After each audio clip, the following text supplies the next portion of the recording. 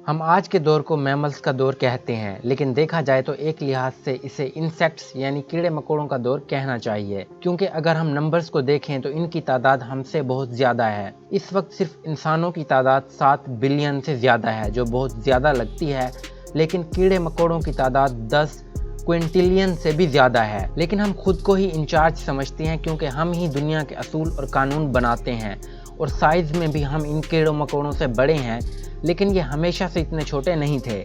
आज से 315 साल पहले ये नन्हे इंसेक्ट्स ना सिर्फ दुनिया पर हुक्मरानी कर रहे थे, बल्कि ये साइज़ में इतने बड़े जायंट्स थे जिन्हें देखकर आपकी चीखें निकल जाती। हमें दुनिया पर रेंगने वाले सबसे बड़े कीड़ों को देखने के लिए आज से 298 से 360 मिलियन साल पहले के दौर में जाना होगा, जिसे कार्बोनेफरस दौर कहते हैं। इस दौर में आपको मैग्न्यूरा मिल जाएगी। ये ग्रिफन फ्लाई थी जो आज की ड्रैगन फ्लाई की रिश्तेदार है, और साइज में ये कबूतर जितनी होती थी। यहाँ एक और ग्रिफन फ्लाई भी मौजूद थी जो साइज में रोबिन जितनी बड़ी थी। वैसे साइज का बड़ा होना इस दौर में सिर्फ कीड़े मकोड़ों में ही नहीं देखने को मिलता था। इस दौर में पूरी दुनिया में आप बहुत बड़े बड़े साइज के आर्थ्रोपोड्स भी देख सकते थे, जैसे कि आर्थ्रोप्लोरा। आपने इन छोटे नन्हे मैलीपैड्स को अक्सर गली सड़ी लकड़ियों के नीचे देखा होगा। अब इन्हें 2 मीटर लंबे और 1 मीटर चौड़े साइज में इमेजिन करें। इस दौर में ये इतने बड़े जायंट्स हुआ करते थे। अब सवाल यह है कि आखिर वो क्या चीज़ थी जो इन छोटी नन्ही क्रिएचर्स को इस दौर में इतना बड़ा बना रही थी। इसका जवाब है ऑक्सीजन। एक लंबी सांस लें। इस वक्त एटमॉस्फेयर में ऑक्सीजन 21% मौजूद है, जबकि उस दौर में ये 35% से भी ज़्यादा मौजूद था। क्योंकि ये दौर बहुत बड़े बड़े डरावने और नाकाबिल यकीन दरख्तों का दौर था। बड़े बड़े घने और आसमान को छूने वाले जंगलों ने पूरी दुनिया को अपनी लपेट में ले लिया था। इन्होंने माहौल से कार्बन डाइऑक्साइड को चूस लिया था और बहुत ज़्यादा ऑक्सीजन छोड़ दिया था। अब आप सोच रहे होंगे कि दरख्त तो आज भी बहुत ज़्यादा मौजूद हैं, तो क्या फ़र्क है। अब आपने अक्सर गली सड़ी लकड़ियाँ और दरख्त देखे हैं। इन्हें बैक्टीरियाज डिकम्पोज कर रहे होते हैं, लेकिन उस दौर में लकड़ी को खाने वाले बैक्टीरियाज मौजूद ही नहीं थे। इसलिए ऐसी कोई चीज़ मौजूद नहीं थी जो दरख्तों को दुनिया पर राज करने से रोकती, जिसके नतीजे में उन्होंने बहुत ज़्यादा कार्बन डाइऑक्साइड इस्तेमाल की और नाकाबिल यकीन हद तक ऑक्सीजन माहौल में छोड़ दी। लेकिन चूंकि लकड़ियाँ डिकम्पोज भी नहीं हो रही थीं, इसलिए मुसलसल कार्बन डाइऑक्साइड कम और ऑक्सीजन मुसलसल बढ़ती जा रही थी।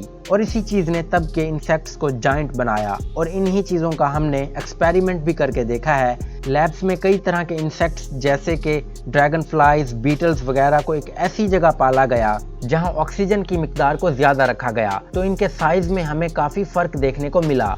जहां कुछ साइंसदानों का ख्याल है कि ऑक्सीजन के ज़्यादा होने की वजह से इनका साइज़ बढ़ गया था, वहीं कुछ का ख्याल है कि ये साइज़ खुद नहीं बढ़ा था, बल्कि इन्हें बढ़ाना पड़ा, क्योंकि हमारे और आर्थ्रोपोड्स के सांस लेने के तरीके में बहुत फ़र्क है।